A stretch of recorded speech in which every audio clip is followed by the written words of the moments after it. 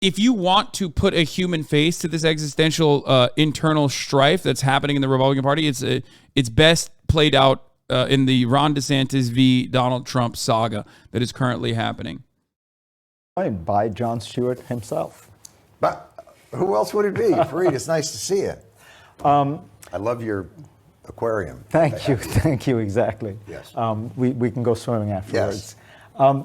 So I got to ask you, it's a big thing in the news, Donald Trump indictment. There are people What? Just stay with me for a minute. There are people I've been who watching say, the live cameras at the courthouse. It's imminent. Breathless speculation. So there are people who say, yes, you have to indict him because he has in fact broken the laws. And there are other people who say this is going to turn him into a martyr. This is his path through redemption. Sure. How do you think about it? Oh, the law should always take into account someone's popularity. I think that's. I mean, what's happened to our country? It's as though you can't even commit financial fraud anymore. You can't inflate the value of your properties when you need a loan and then deflate it with taxes. I mean, the next thing you know, they're going to send you to jail instead of your lawyer and your accountant and your campaign manager and everyone else around you. The idea that someone may face accountability. I love that Fareed Zakaria doesn't give a shit. He's just like not giving him anything. I mean, Jon Stewart is right. Okay, he's right. This is a very libbed up conversation to be having. So, like, of course, when he is the best lib, okay? He is the best lib. So he's doing a good job being the best boy of the libs, okay? This is the best you're going to get from liberals in general. He's the king of the libs. And this ultimately is a very liberal conversation to be having because if you look at it from the perspective outside of, like, liberalism, it's like nobody fucking gives a shit. The wealthy get away with doing tremendous amounts of crimes. Donald Trump got away with doing tremendous amounts of crimes because the system is designed in a way to shelter the wealthy, just like the system is also designed in a way to offer all of the gains in the stock market to the wealthy, where the gains are privatized and the losses are socialized. At the top of the hour, there's a 3-minute ad break. And obviously, when that ad break comes, the gains are still only socialized when the magnanimous decide to gift subs to the working poor, okay? But of course, if you are not lucky enough to get that gifted sub, you can subscribe on your own for $5 or for free with a Twitch Prime by connecting your Amazon Prime account to your Twitch account. Prop 65 warning. Thank you for the 10 gifted subs, allowing 10 people to no longer see the ads at the top of the hour. Here's the 3-minute ad break now. Parady, thank you for the 5 gifted subs as well. Don't want to hear from you saying that this is a mid-ad segue. Suck my dick. Amanda, thank you for the 5 gifted subs as well.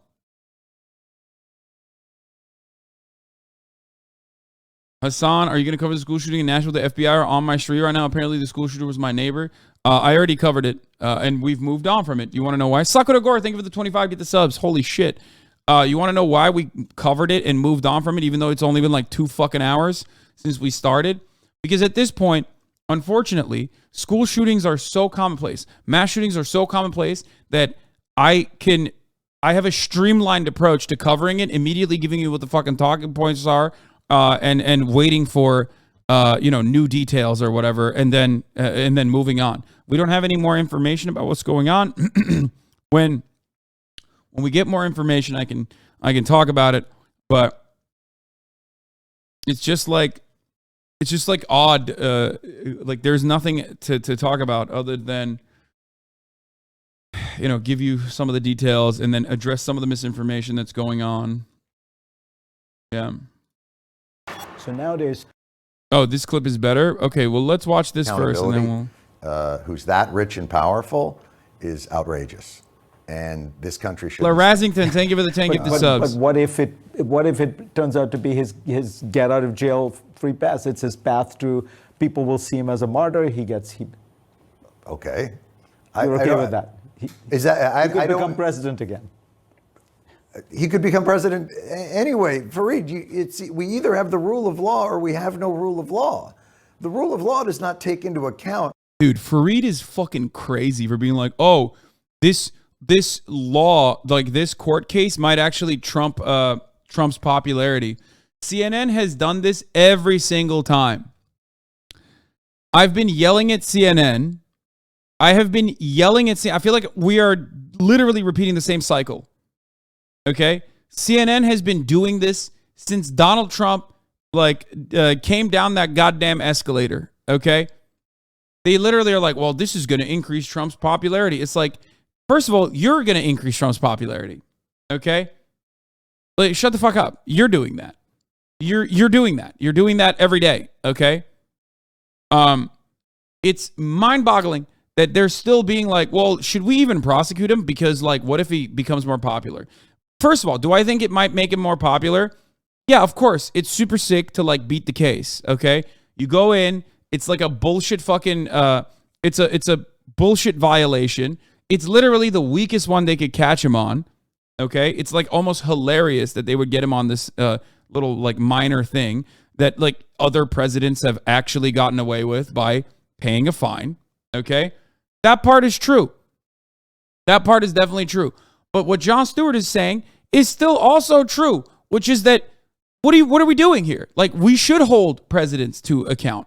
Like, what the fuck is this kind of what is this mentality that we're like, oh, well, he might become more popular in prison, so we just can't do anything about it? It's so stupid. If that might make you a martyr to somebody, I'd much rather have the conversation be, what is the law? What exactly are we saying that he did? His lawyer went to jail for this same situation for a couple of years. So what is the crime? Is it a crime?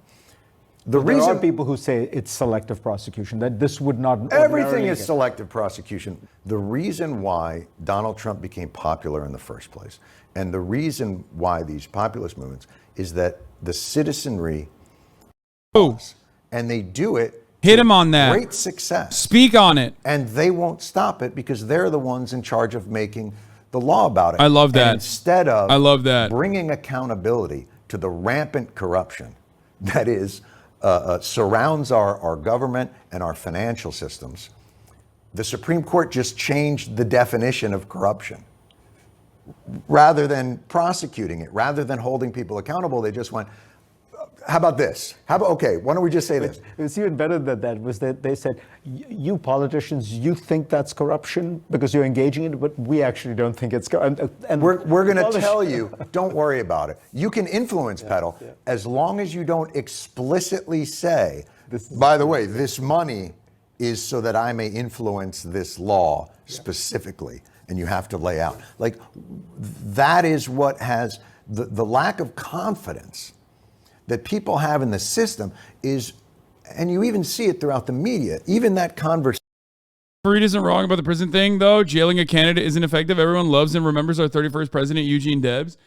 I mean, Eugene Debs ran from prison, and what did he get? Like more than 1 million votes, which was pretty crazy. But that's not like... I think throwing Donald Trump in prison, it's very different. I mean, it's very, very different than the situation at hand with Eugene Debs. Like, you're talking about comparing a former president who is like infinitely more popular in a right-wing reactionary country to a socialist. You know what I mean?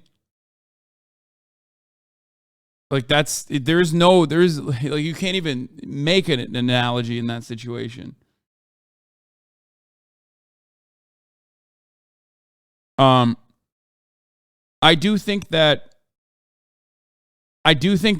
Donald Trump he's not even going to go to jail, I don't think. Okay, he can beat this case, especially because, like, there is truth to what Republicans have said about Hillary Clinton and the Barack Obama campaigns also paying a fine, because usually campaign finance violations or mismanagement is due to improper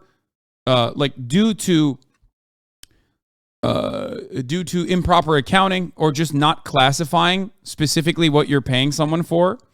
And in Trump's case, like, what ended up happened as a consequence of, like, not properly filing exactly what they were paying for.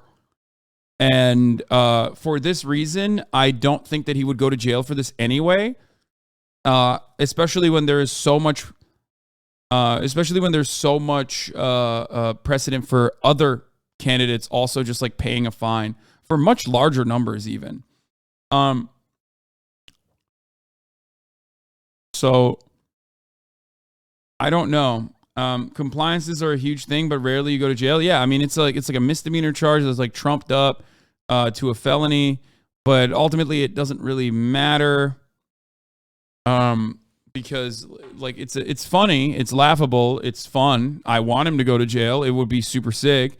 It would be even funnier if like someone tried to break him out of prison. Like I'm in it for the content. Does that make sense? Like I'm not saying that this is going to like truly stop Donald Trump. If anything, it might make him more popular, might make him more relevant. He needs to do a couple different things though. He does need to like start baiting on Twitter again. You know what I mean? He's not doing enough of that. Like on Truth Social, nobody gives a shit. Like he is not as rizzed up as he used to be. He doesn't have it like that.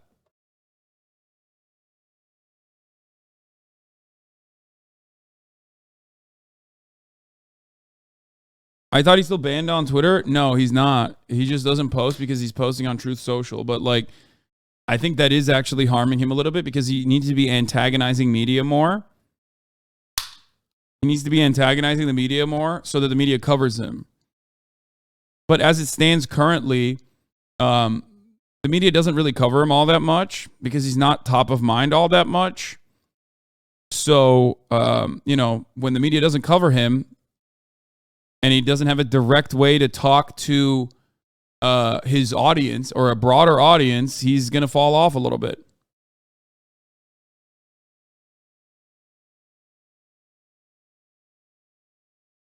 Does that make sense?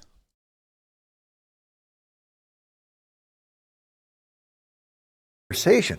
Should we not? It's but he's popular, and then it might make him more popular, but not less popular. Did he do something wrong? What was it? Explain that to us. What is the law that he supposedly violated? What are the ramifications of it? I don't see him ever actually going to jail. I personally don't even care. I just want a system that somehow finds a consistent accountability. So in many ways, you, at least for me, you created or defined American political satire. How has that changed? I mean, it feels to me like the stuff you did, you know, the showing the video and then commenting, it's become, it's everybody does it. And it's not even. All right, Fareed, like fucking calm down, okay? I mean, Jon Stewart did pave the way in many respects for political satire. I'm not going to shy away from that. I have talked about it as well. Like in my own personal development, Jon Stewart played a role, okay? But like fucking calm down a little bit, okay? Don't glaze him too hard. Even comics. I mean, that's what Tucker Carlson does when he wants to make his points. Sure. He's borrowing from your playbook. Yes. No, it's a real delight knowing. It's always good to arm the most cynical. And Hasan gets so jealous when his chat admires someone who isn't him. What do you mean? Guys, I admire Jon Stewart. Chatter, what the fuck are you talking about? I just said Jon Stewart was formative in my development. Okay? Like, what? Worst people in media. But do you look at it and say now this whole thing is commoditized? Well, it was. Listen. Oh my God, Hasan, stop being such a soy boy. All the fucking idiots are in the chat today. I mean, we were selling Budweiser. It's always been commoditized. It was. I think it's. You know, there's a lot of talk of exposing absurdity or exposing hypocrisy. What's the point?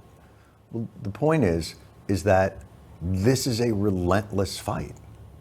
They always talk about, you know, the arc of the moral universe is long, but it bends towards justice. But it doesn't bend towards justice by gravity. Like, you have to bend it. And there's a bunch of people trying to bend it back. And you use every tool in your arsenal, and none of them will be, you know, the one thing. There is no panacea. It takes, you know, all those different things doing in Washington over these past few years gave me a great understanding of how things actually get done incrementally and sometimes in one fell swoop. But our country is held together by hundreds of really talented legislative aides. Their bosses, many times, are wind-up dolls who really don't know. I mean, half of it, if you go down there, especially the Senate, is like an assisted living facility. Like the intramural sports at the Senate. So, you know, it's held together by these legislative aides that are relentlessly trying to do the right thing, and by the thousands of grassroots activists that are trying to get access. And they're blocked by a moat of lobbyists and moneyed interest that prevent the people in that building from doing the work that best benefits all the people outside of that building. And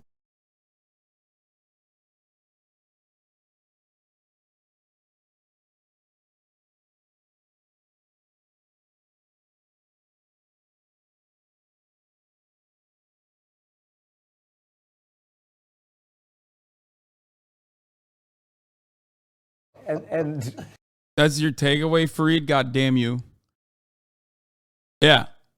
I mean, I love that. Jon Stewart is a liberal, but like he is right about a lot of the things that he just mentioned. Everything he said was spitting, okay? Maybe with a little bit of too much of a lip sauce, right? And like the center right guy in that conversation turns around and goes, "Oh, you sound real angry." Like, yeah. If you're not angry, you're not paying attention. Like, that's the difference. I love when, you know, centrist liberals constantly love being like, oh, well, if you're talking about all of the material inequalities that persist in American society, if you're talking about all of the historical oppression and its contemporary remnants, very much harming, you know, black and brown communities, working poor, all that sort of stuff, you're just angry. You're an angry guy. You seem just mad. Yeah, I am mad. It's like pretty fucked up. I think it's like messed up that we live like this when, and this is more importantly, when we have the capability of fixing it, but we don't want to do it because, and it seems impossible to do it because the people at the tippy top that have accumulated all the fucking wealth are making money off of it. Like, how do you keep all that together? Like, there's a part of you that's very optimistic. There's a part I'm very optimistic. But you sound angry. I don't mean to sound like your therapist. No, I understand. But wouldn't you? Why isn't everybody about real things? I mean, you want to be upset about real things, but isn't that what drives comedy? Or this I agree with as well. Is emotion, whether it's anger or joy or love or what are there other emotions? There's got to be more than that. Sadness probably is in there. Envy. Hate, envy. Okay. That says something there. I was just Fareed, filling in the gaps. No, I understand. It's just top of mind. It was top of mind. You know, it's hard to watch. It's hard to watch a state, you talked about Sarah Huckabee Sanders. It's hard to watch a state that's like 48th in, you know, infant mortality and child poverty and literacy, and won't make a take big Medicaid deal about dollars. A trans girl that wants to play soccer that happens like once every 5 years there. Like, it's hard to not be angry about people that try and distract from the real things that people face with weaponized nonsense. I get that. My point is, but then you also turn it into humor. Sometimes. Sometimes I just turn it into anger. And then sometimes I just turn it into gummies. And late at night, I just take a bunch of those. He just gets perked up off the gummy, though.